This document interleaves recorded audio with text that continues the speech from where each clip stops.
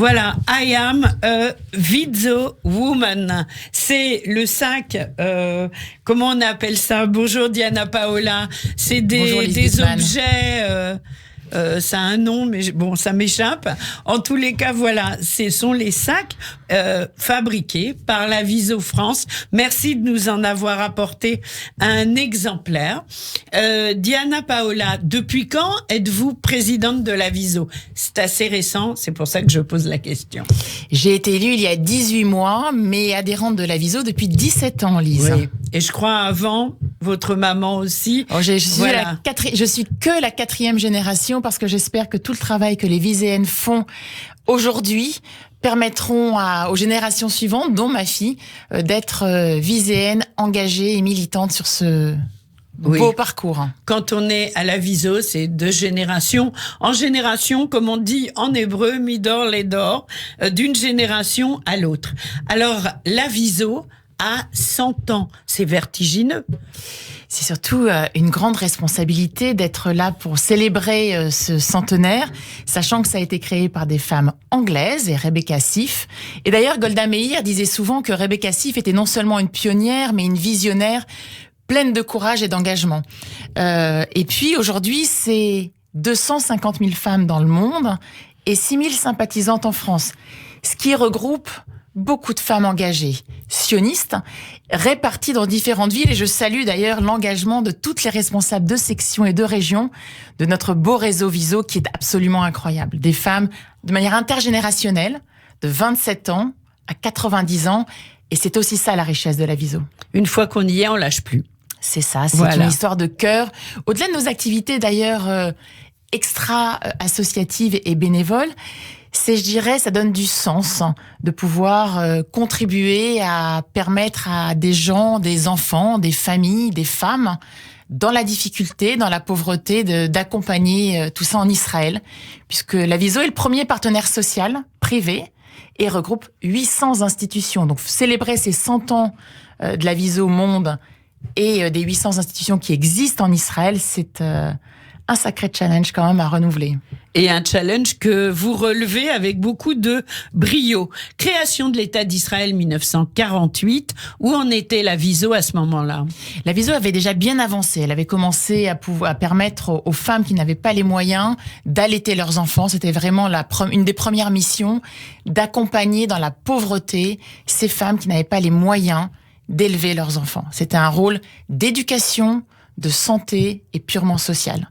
Et puis, la Viso, groupement de femmes, a été signataire de la création de l'État d'Israël. Donc en 1948, aux côtés des personnalités, notamment Monsieur David Ben Gurion, la Viso a été signataire. Et ça montre l'importance de ce réseau dans le monde aujourd'hui, plus que jamais. Alors, on est encore, et toujours, si j'ose dire, en pleine crise du Covid-19, ou de la Covid-19. Je devrais dire de la, parce que organisation de femmes, on va mettre Covid au féminin. Non, je plaisante, il vaut mieux en rire. Covid-19, c'est une crise internationale, aussi bien en France qu'en Israël. La Viso, comme face à toutes les crises, a pris les choses en main. Quelles ont été vos actions? Avant de commencer à parler de nos actions, je voudrais rappeler la mémoire de toutes les personnes qui nous ont quittés à cause de ce tragique virus. Oui. Mais voilà, au nom de la Viso, parmi les membres de la Viso, mais également du consistoire, de la communauté, de nos premiers, second et troisième cercles, ça a été un ravage considérable. Ah oui. Et je voudrais avoir une petite pensée pour eux, parce que pour moi, quand on parle Covid-19, on parle santé, sécurité, et puis départ d'être cher. Et puis il y a eu des héros aussi, des héros qui sont bien sûr le personnel soignant. Et moi je voudrais remercier tous les enfants qui sont restés confinés pendant toutes ces journées. Et donc c'est la rentrée demain. Et voilà, et un petit clin d'œil sur cette rentrée. Et moi j'ai 2 héros à la maison qui sont mes enfants et qui ont été exceptionnels durant cette période. Donc je trouve que c'est chouette. Alors, et qui ont hâte de rentrer demain? Qui aiment l'école encore plus, je dirais. C'est bien, comme quoi un peu de frustration ne nuit pas. Du coup, voilà, il y a un nouvel élan. C'est exact. Alors, je dirais que plus sérieusement, le Covid, ça a été un tremblement de terre où la solidarité s'est vraiment maintenue. Donc, il y a eu un Viso Solidarité au niveau mondial, puisque Fédération du Monde, on s'est regroupé, on a réfléchi à des actions, on a créé un réseau Viso Solidarité pour pouvoir appeler les personnes âgées, mais aussi les familles monoparentales qui étaient un peu dans la détresse, dans la détresse, vraiment. Et d'approvisionnement et de gestion des cours.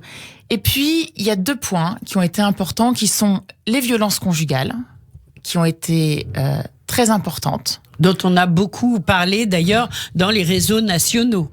Exact, puisque dans les réseaux nationaux, dans la communauté. Au 3919, c'est vrai qu'on est passé de 150 à 600 appels par jour, ce qui est énorme. Affreux.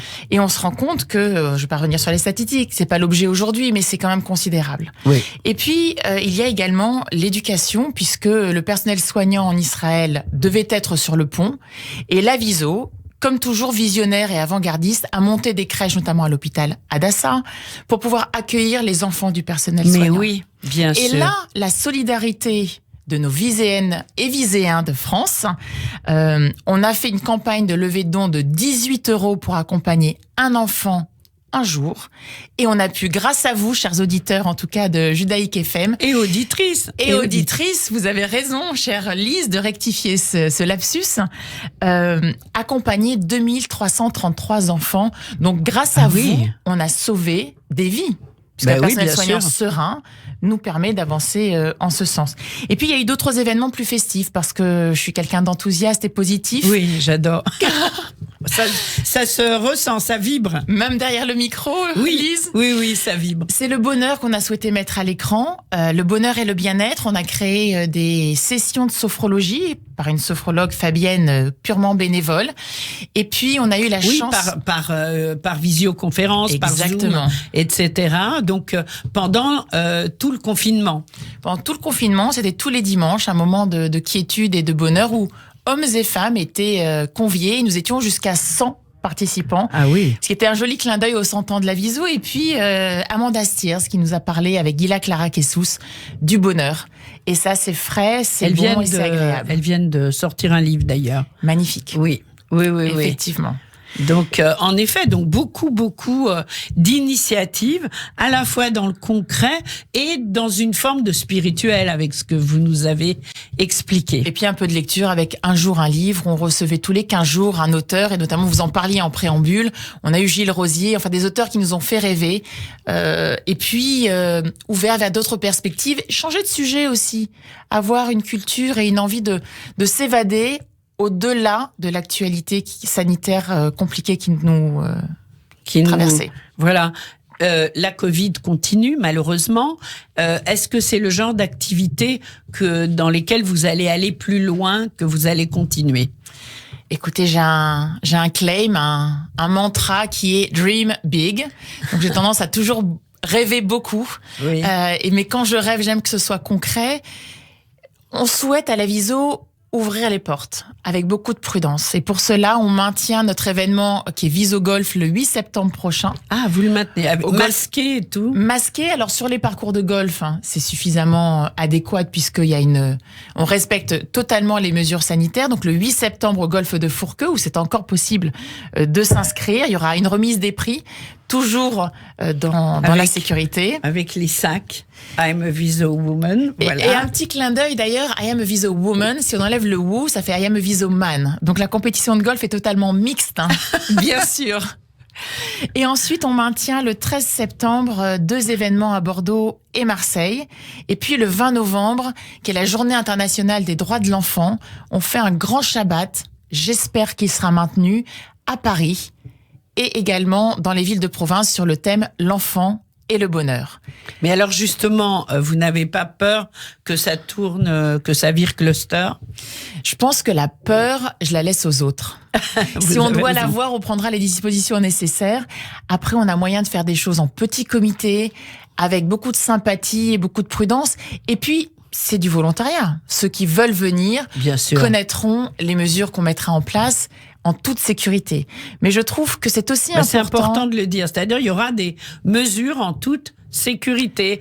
Les gens seront écartés, masqués, et donc on peut participer. Mais c'est important de rassurer tout le monde. Vous avez raison. C'est vrai que c'est très important. Je viens d'un milieu médical, donc je sais combien l'importance des mesures sanitaires qui sont bien sûr prises par le gouvernement et que l'on respecte même le 8 septembre au golfe de Fourqueux de manière incroyable, puisqu'on distribue tout ce qu'il faut pour le kit sanitaire pour permettre que tout soit en sécurité et de ne pas mettre en péril qui que ce soit. Donc c'est très très important, bien sûr. Est-ce que parallèlement, pour les personnes qui ont encore un peu d'appréhension à se déplacer, il y aura encore des Zooms, des activités proposées Alors on maintient nos activités puisque notre assemblée générale se fera par Zoom. Donc là vous voyez, Lise, qu'on prend aucun risque. Ça c'est bien. Oui. Et puis il y a différents événements qu'on met en place au travers du livre et de l'art qui se feront par Zoom, bien entendu. Alors, les projets maintenant 2020-2021. Alors, il y en a un qui me tient beaucoup à cœur parmi tous vos projets, c'est qu'on va se retrouver très souvent pour parler à ce même micro des activités de la Viso. Pardon d'en parler en premier, mais moi aussi, je suis très enthousiaste. D'abord, merci de la confiance que vous faites à la Viso depuis des années, ma chère Lise, parce que vraiment, Judaïque FM est un grand soutien de la Viso, et je pense que c'est important de faire savoir les deux piliers principaux de la Viso, qui sont l'éducation et le statut des femmes. L'éducation, on en a parlé des crèches antimissiles. D'ailleurs, tous les fonds du 8 septembre reviendront à la crèche Roland et Paul, qui nous a quitté Zachfen, crèche antimissile où on construit la 4e classe. Donc c'est à Sderot, dans le sud d'Israël. Bien sûr, oui, qui est une ville très malheureusement souvent bombardée, voire plus que ça, et donc ça permet, je crois, aux enfants et aux personnes qui travaillent de continuer leur travail en toute sécurité. Ça donne une certaine, malgré les alertes, ils peuvent rester là où ils sont, c'est ça? C'est totalement sécurisé, anti-alerte chimique. Oui. C'est novateur et anti-alerte, bombes et autres, où les enfants restent dans la quiétude. Ils n'ont pas le stress de la sirène d'alarme qui sonne et 15 secondes pour aller dans un abri. Donc ils sont préservés Surtout de cela. Surtout les petits à la crèche, c'est assez dur. C'est vraiment... oui. Donc grâce à la Viso, donc de nouvelles crèches et de nouvelles classes, comme vous nous le disiez.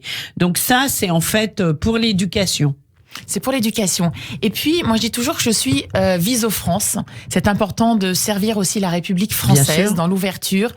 En Israël, le ministère de l'Éducation a décidé, parmi les 352 collèges et lycées en Israël, de donner des prix. Et il y a 4 lycées de la Viso qui ont été primés, dont un qui me tient à cœur tout particulièrement, c'est le lycée Maya Rosenberg à Rehovot, à 14 km de Tel Aviv, qui estime que au travers de l'art, la danse, la musique, le dessin, c'était un moyen et un outil thérapeutique pour soigner les souffrances profondes, qu'elles soient de guerre ou familiales des enfants.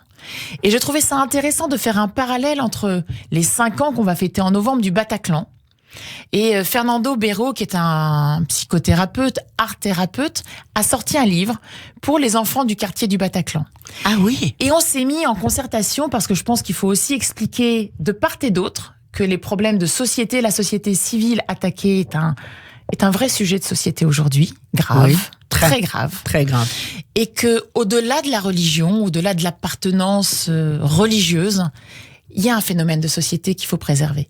Et la résilience, l'accompagnement de ces enfants, ces adultes même, est primordial. Donc, en fait, nos actions sur l'éducation aujourd'hui sont bien sûr principalement en Israël, mais néanmoins, on a un regard très, très vigilant sur ce qui se passe en France et notamment notre projet 2020-2021, puisque vous me posiez la question, c'est accompagner et soutenir ces enfants du quartier du Bataclan aux côtés de différentes institutions et notamment Fernando Béraud, qui est l'auteur de ce livre magnifique et qui sera, j'espère, en vente dans nos différents salons du livre à Marseille, à Strasbourg, à Paris et à Nice. Je voudrais juste dire qu'au-dessus du Bataclan, c'est un immeuble d'habitation qui avait des enfants et qui ont vu des choses qu'ils n'auraient jamais dû voir. Et donc, ça me touche d'autant plus d'entendre qu'il y a ce soutien aux enfants du quartier, parce que ça a été un traumatisme pour tout le monde. Mais quand on est au-dessus ou autour, c'est peut-être encore pire. On peut le dire. Et on se rend compte que les enfants sont très expressifs au niveau du dessin, et c'est un véritable échappatoire. Et c'est d'ailleurs une technique, au-delà de tout ça, qui mérite véritablement d'être connue pour cette résilience et cet apaisement. Et on a des projets, notamment sur le 20 novembre, sur l'enfant et le bonheur, pour travailler sur ce projet-là. Alors là, quelque chose de plus grave qu'on a évoqué tout à l'heure, c'est que la Viso lutte aussi contre les violences conjugales, les violences faites aux femmes, les violences psychologiques.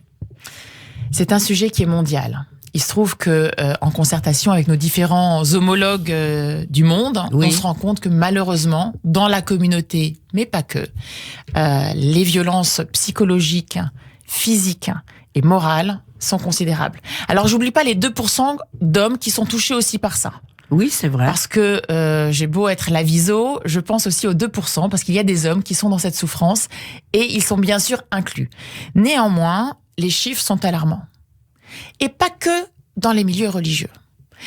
Alors, c'est vrai qu'on parle de violences souvent conjugales, de coups, qu'il faut attendre les coups et tout ça pour avancer. Mais il y a un sujet qui tient à cœur à la Viso depuis 17 ans maintenant, 20 ans, sous mes précédentes présidentes d'ailleurs, Nathalie Cohen-Bézerman et Joëlle Lesmy. Qu'on embrasse au passage. Très fort, hein.